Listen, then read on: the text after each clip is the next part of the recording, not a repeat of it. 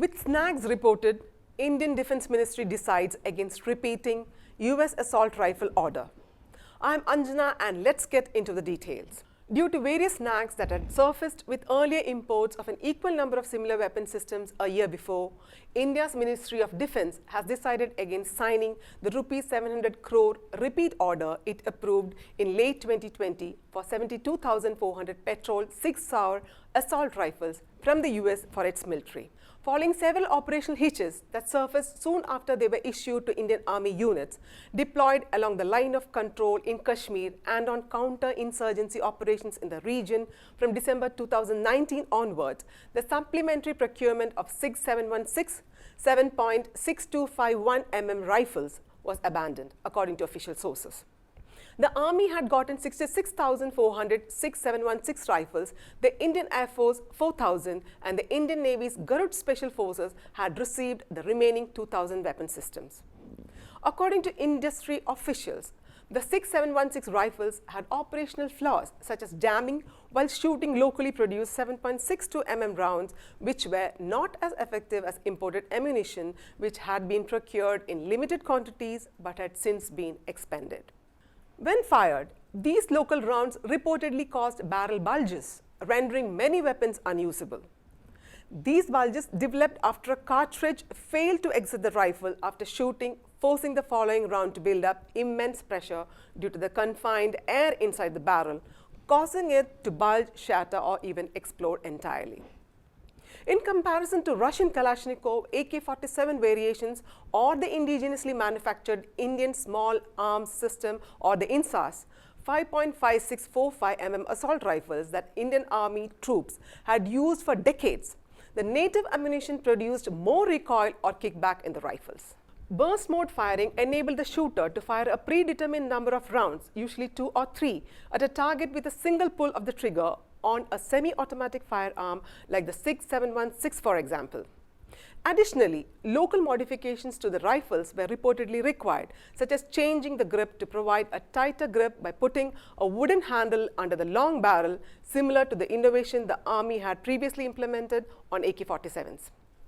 According to recent media reports, some Army units have modified the SIG 716 with these grips as well as bipods to provide stability against canting. A cant error can change the trajectory of the bullet.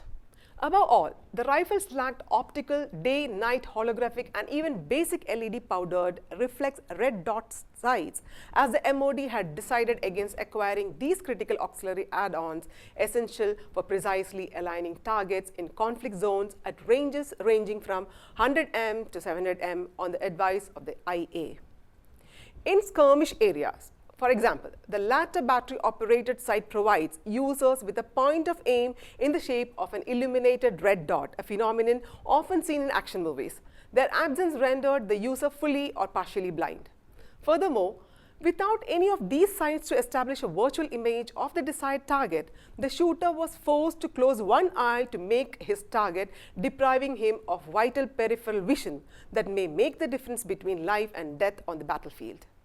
The day and night sights, on the other hand, were more advanced and, depending on their magnifications and sophistication, more expensive to import, costing upwards of Rs 50,000 each, for which the MOD had negated their procurement. It had previously reasoned that indigenous replacements were less expensive.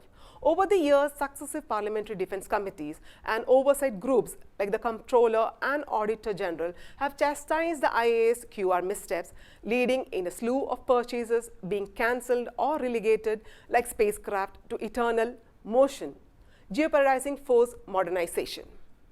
To emphasize this point, Manohar Parrikar, the late Indian Defence Minister, said in 2015 at a public occasion in New Delhi that some of the Indian military's QRs were straight out of the Marvel comic books and thus unrealistic. Former Defence Minister Nirmala Sitharaman approved the purchase of the Sig Sauer gun in later January 2019 after the US company's proposal was the lowest of 3 competing suppliers for the deal.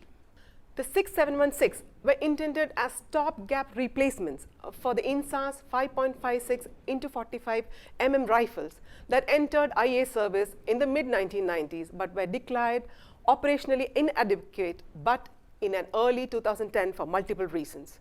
In later 2021, however, the MOD signed the rupees 5,124 crore deal with Russia to license build some 6,71,000 Kalashnikov AK-203 assault rifles at Korwa near Amethi in UP after resolving multiple hurdles plaguing the tender since 2019.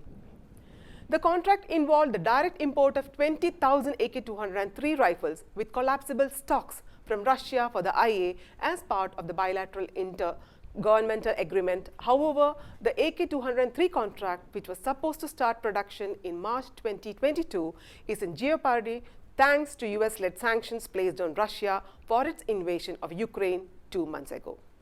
Official sources believe the deal will be postponed indefinitely, if not completely abandoned.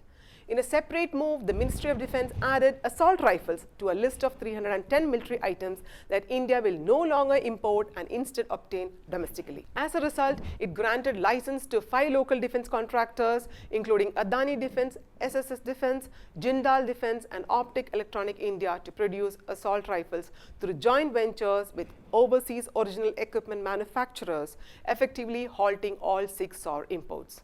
This is Anjana signing off. Do like and share this video. For further updates, subscribe to Kaumudy Global.